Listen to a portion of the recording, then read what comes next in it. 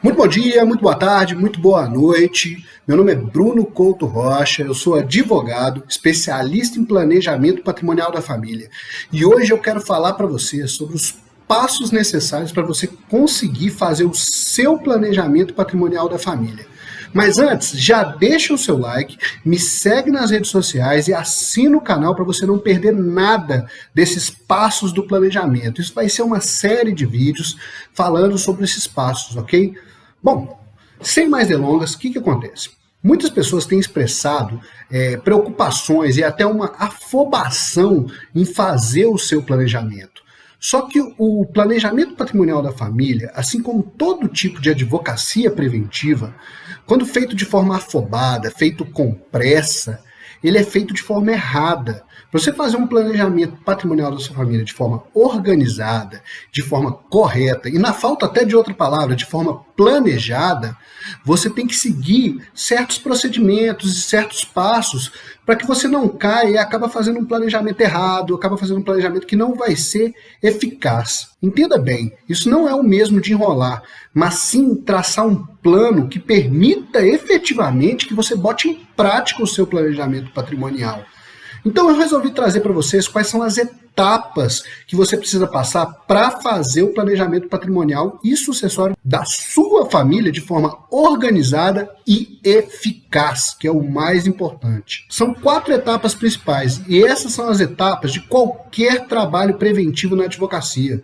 Como eu já falei em alguns vídeos e até mesmo nas lives, na minha palestra, a minha história na advocacia, ela passa por uma mudança de paradigma, de uma advocacia contenciosa, uma advocacia reativa, para uma advocacia preventiva. Vejam bem, quando eu me formei, eu era apaixonado pela advocacia contenciosa, diferente até dos meus colegas, que muitos buscavam aí concurso público e tudo. Eu sempre quis advogar e sempre quis trabalhar nessa área de advocacia contenciosa. O que é isso?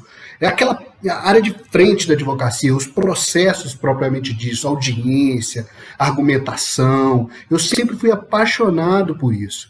E por isso eu caí no direito processual e no direito do trabalho. Eu acabei trabalhando muito com direito processual civil e com direito do trabalho. Só que trabalhando nessa área, eu comecei a trabalhar também para empresas.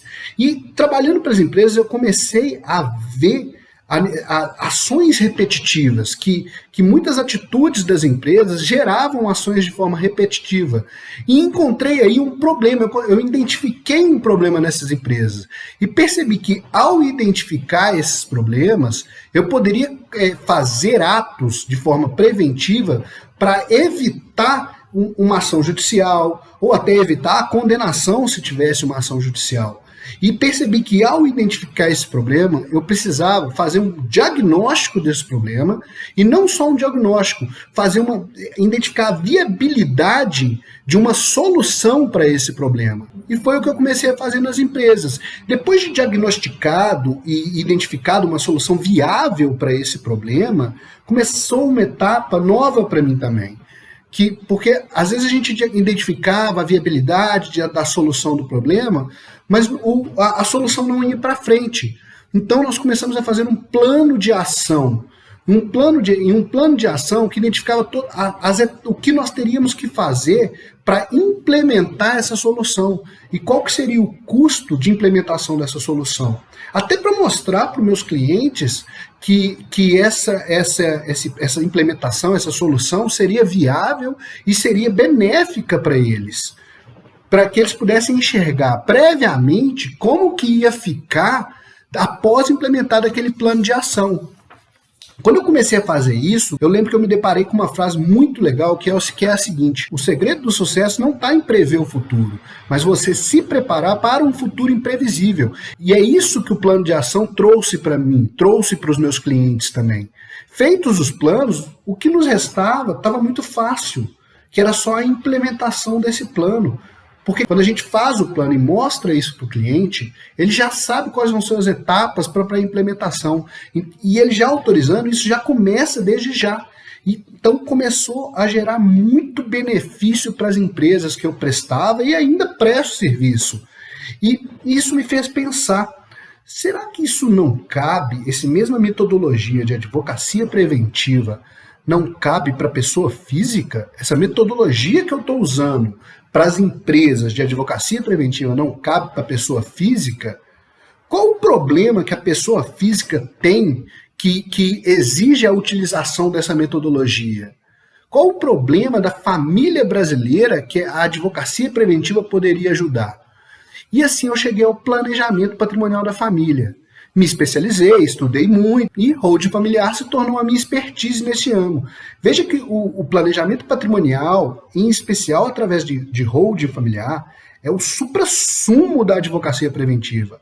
Porque o benefício econômico, emocional e de tempo que gera para a família é enorme. E, sinceramente, o planejamento patrimonial bem feito, esses 3 benefícios, é garantido.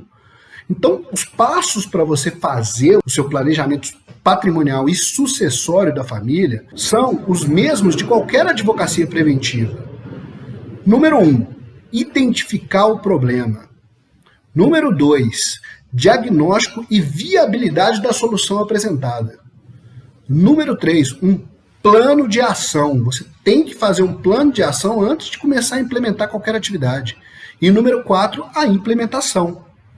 Nos próximos vídeos eu vou passar um por um os passos para que você possa entender como aplicar esses passos para o planejamento patrimonial.